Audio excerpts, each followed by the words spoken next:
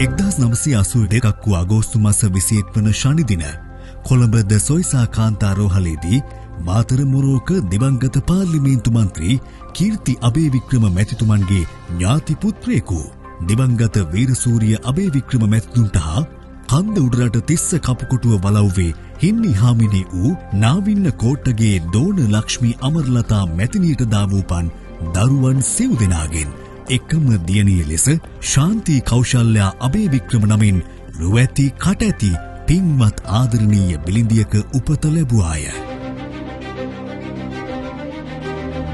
වර්තමානයේ ඇය එක්සත් ජාතීන්ගේ සාමතානාපතිනියක වන අතර දකුණු ආසියානු කාන්තා නායකත්ව සංගමේ ගරු සභාපතිනිය මෙන්ම සෞලා සීමා සහිත ජනතා සංවර්ධන සමූපාකාර සමිතියේ නිර්මාතෘවරිය මෙන්ම ගරු සභාපතිනියද වන්නීය.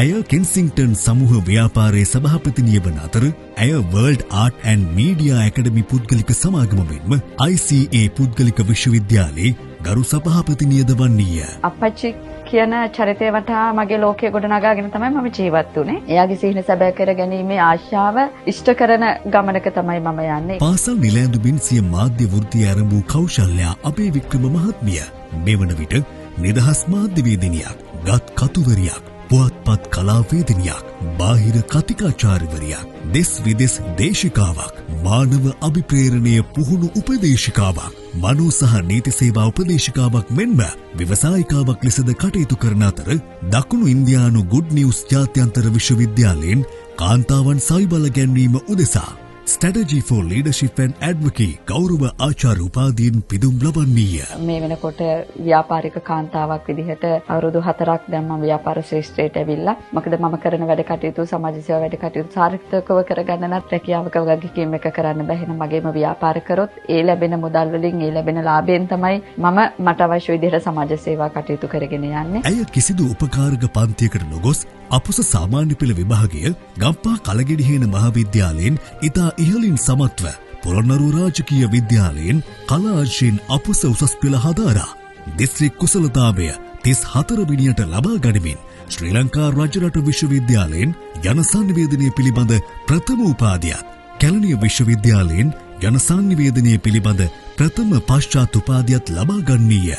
අනතුරුව ඇය රෝහණ විශ්වවිද්‍යාලයෙන් සහ නේපාලයේ ත්‍රිභුවාන් විශ්වවිද්‍යාලයෙන් සාමය ගැටුම් නිරාකරණය සහ සංවර්ධන අධ්‍යයනය පිළිබඳ දෙවන පශ්චාත් උපාධිය හැදෑරූ අතර වර්තමානයේ ඇය ව්‍යාපාර කළමනාකරණය පිළිබඳ සිය ආචාර්ය උපාධිය ඇමරිකානු ගර්න් විශ්වවිද්‍යාලයෙන් හදාරන්නීය. අපි සුළුවට පටන් ගත්තේ කෙන්සිටන් ඉන්ටර්නැෂනල් හෝල්ඩින්ග්ස් පුද්ගලික සමාගම අද වෙනකොට සමාගම් ඡාලයක් බවට පත් වෙලා තියෙනවා. අපි ඒක හරහා Kensington International Infrastructures Import and Export Private Limited කියන ආයතනය ආරම්භ කරා. ඒකෙදී අපි බලාපොරොත්තු වෙන්නේ සුළු හා මධ්‍යම පරිමාණ ව්‍යාපාරිකයින්ගේ දේශීය නිෂ්පාදන ජාත්‍යන්තරයට ගෙනියලා අපිට ඩොලර්ස් ලංකාවට ගේන්න වැඩි වශයෙන් අවකාශය හදලා දීලා අපේ රටේ ජනතාව විදේශගත වෙන එක වළක්වන්න ඔවුන්ගේ ආර්ථිකය සමත් කරන්න ව්‍යාපාර අවස්ථා ඔවුන්ට හදලා දෙන්න. කෞශල්‍යා අබේවික්‍රම මහත්මිය ආදරණීය මවක් මෙන්ම සෙනෙහබර බිරිඳක් වන්නේය.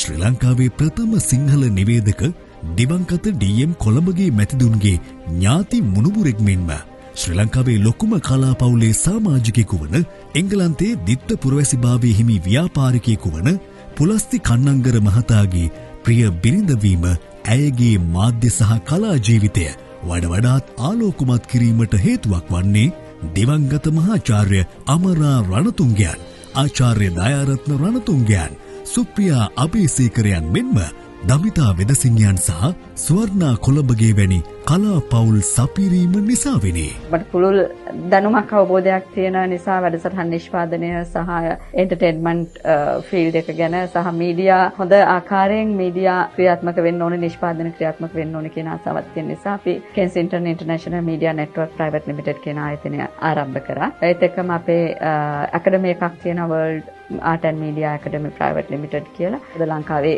ගොඩාක් මිනිස්සුන්ගේ ජීවිත පහුගිය කාලේ විනාශ වුණා.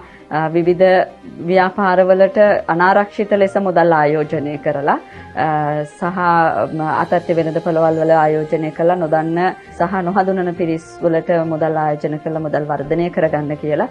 ඉතින් ඒකට සොලියුෂන් එකක් විදිහට අපේ අලුත්ම ව්‍යාපාරය කෙන්සින්ටන් ගෲප් එකට හඳුන්වලා දෙනවා මේ දීලා තියෙනවා මේ වෙනකොට කෙන්සින්ටන් ඉන්ටර්නැෂනල් ලිමිටඩ් නමින්. අපි හැම වෙලේම අපේ රටේ තියෙන ප්‍රශ්නයකට නැත්නම් ආසියාවේ තියෙන ප්‍රශ්නයකට පිළිතුරක් විදිහට තමයි අලුත් ව්‍යාපාර ආයතන පිහිටවලා තියෙන්නේ.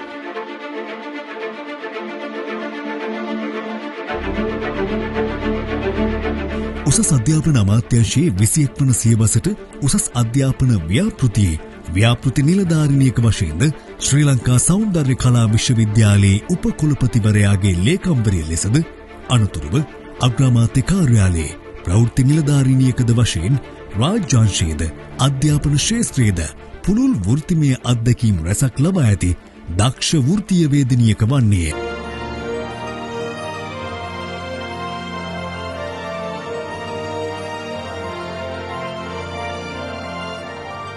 වර්තමානයේ වන විට ඇය හඬක් නොමැති සමස්ත ආසියානු කාන්තාවන් වෙනුවෙන් සිය ප්‍රතාපවත් හඬ අවදි කරවන අභිමානවත් කාන්තා නායකත්වයයි.